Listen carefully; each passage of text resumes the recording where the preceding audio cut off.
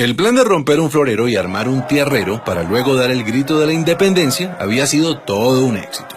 Pero la corona española no se iba a quedar así. Cuando Napoleón fracasó en su campaña y Fernando VII recuperó el trono de España, lo primero que hizo fue enviar a Pablo Morillo y al virrey Juan de Sámano a reconquistar América. Mientras tanto, los criollos no se ponían de acuerdo en cómo organizar la Primera República. Había realistas y patriotas, y a su vez los patriotas se dividían entre centralistas y federalistas, y en medio de esa discordia llegó el contraataque español. Durante la Reconquista murieron grandes personajes y los patriotas que sobrevivieron se fueron a resistir al Casanare, y también al mismo Casanare llegó Simón Bolívar. Su lucha por la independencia ya llevaba años. De hecho, él estaba en Londres en una misión diplomática cuando ocurrió el grito de independencia de 1810. Y fue en 1819 que unió fuerzas con Santander para liberar la Nueva Granada. Y sí, el 11 de junio, en medio del invierno y después de atravesar el vasto llano, Bolívar y Santander se reunieron en Tame, a orillas de la Cordillera Oriental. La idea era simple: formar un solo ejército patriota con más de 2.500 almas y atacar al poderoso ejército realista al mando del general José María Barreiro. El plan era lo complicado. Había que llegar al centro del país sin ser vistos. Y para ello, la única opción era una odisea: escalar la Cordillera Oriental hasta el páramo de Pisba a 3.500 metros de altura. Eso sí, antes de emprender el ascenso había que tomarse un puesto de vigilancia en las Termópilas de Paya, la primera victoria. Por supuesto, ni el ejército ni los caballos estaban acostumbrados a escalar montañas y muchos murieron en los peñascos. Pero el heroico plan funcionó y el 5 de julio la vanguardia patriota alcanzó el poblado de Socha. Por suerte no había realistas por ahí. En cambio, la gente de Tunja vino a recibirlos con comida, mantas, ropas y cuanto pudieron ofrecerles. Y después de un merecido descanso comenzaron las batallas. El 11 de julio a la salida de Gámeza ocurrió el primer choque. Ambos ejércitos terminaron por replegarse, pero Barreiro notó la furia de los que antes llamaba andrajosos y empezó a defenderse de Bolívar, quien ganó la iniciativa a punta de astucia y conocimiento estratégico. Los patriotas avanzaron en Tasco, Beteitiva y Serinza. Cuando Barreiro vio que llegaban patriotas por el valle de Duitama, se sintió rodeado y el 17 de julio abandonó su cuartel en Tópaga para ir a pertrecharse en Paipa y tratar de prender alarmas en Santa Fe. La iniciativa estaba del lado de los patriotas, y en la madrugada del 25 de julio, un día después del cumpleaños de Bolívar, el ejército patriota decidió lanzar el siguiente ataque.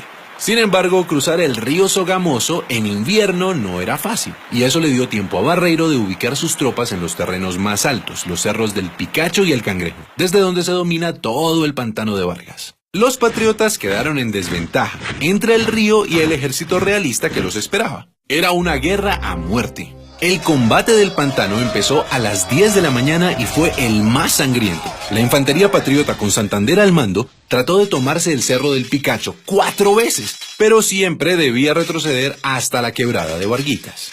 Al ver a su enemigo debilitado, Barreiro clavó la bandera española en el cerro y gritó: ¡Viva España! ¡Viva el rey de España! Y se lanzó a toda carga contra los patriotas. Bolívar dijo: se nos vino la caballería encima y se nos perdió la batalla. En esas apareció el coronel Juan José Rondón, un intrépido llanero seguido de 14 jinetes, y le dijo a Bolívar: mi general, ¿cómo vamos a perder si nosotros no hemos peleado? Y pidió una última oportunidad de atacar. Bolívar contestó: coronel Rondón, salve a usted la patria.